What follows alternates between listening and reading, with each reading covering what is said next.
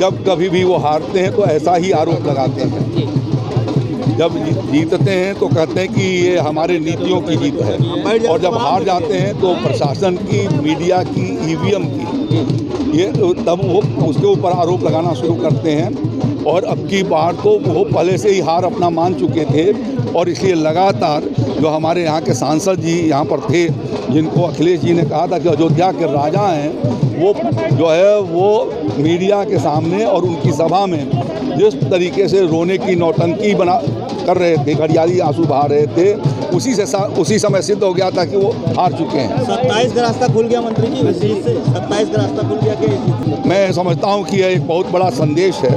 और ये उत्तर प्रदेश और देश के लिए एक बहुत बड़ा संदेश मिल्कीपुर की जनता ने दिया है, और इसलिए मिल्कीपुर के जनता को मैं अपनी ओर से फिर से बहुत बधाई देता हूं। और जो हमारे प्रत्याशी चंद्रभान पासवान जीत की ओर अग्रसर हो चुके हैं, उनको भी अपनी ओर से शुभकामनाएं देता हूं। आदरणीय मोदी जी और योगी जी के धन्यवाद देता हूं, जिनके कुशल नेतृत्व में, कुशल कार्यकाल में हम लोग जनता में उनके द्वारा चलाई जा रही जो जन कल्याणकारी योजनाओं को, उनकी रीतियों को, नीतियों को लेकर जन जन तक पहुंचाने का काम किया, और मिल्कीपुर की जनता रीतियों नीतियों से प्रभावित होकर भारतीय जनता पार्टी के पक्ष में इतना अपना मतदान दिया, अपना आशीर्वाद दिया, अपने भाई को, बेटे को अपनाया। इसके लिए मैं देवतुल्य जनता के चरणों में पुनः आभार व्यक्त करता हूँ। बहुत बहुत भारतीय जनता पार्टी की जीत मिल्कीपुर विधानसभा की महान जनता की जीत है, और माननीय मोदी जी, माननीय पूज्य योगी आदित्यनाथ जी के नीतियों और कामों के आधार पर मिल्कीपुर विधानसभा की जनता ने अपनी मोहर लगाने का काम किया है, और भारतीय जनता पार्टी को भारी मतों से जिताने का काम किया। ये ऐतिहासिक जीत देखी जा रही है, एक ही विधानसभा से इतने ज्यादा मतों से जीत रही है।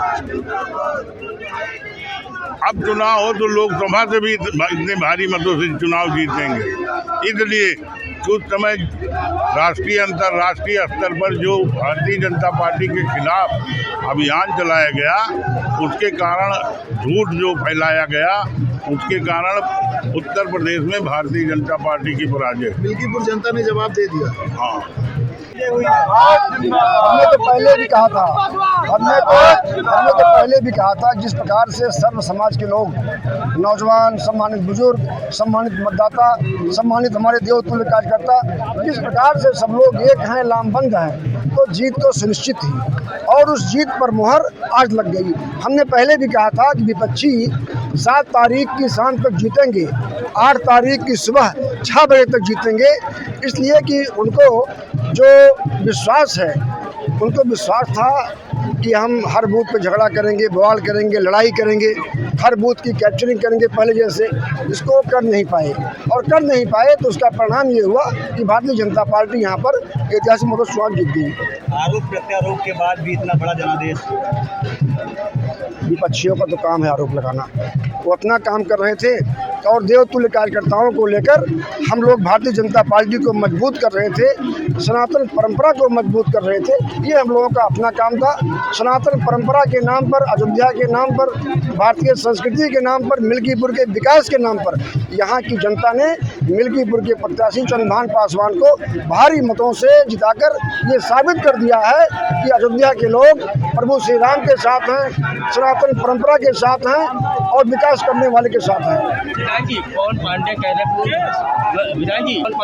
हैं कि सपा का मरा है, भाजपा का विधायक, ये उनकी हताशा का प्रतीक है, ये उनकी हताशा का प्रतीक है, और ये साबित करता है जिस चीज को पूरी जनता देख रही थी कि भारतीय जनता पार्टी का कार्यकर्ता, उसके ऊपर हमला हुआ, और उस घटना को जिस प्रकार से विपक्ष के लोग नकार रहे हैं,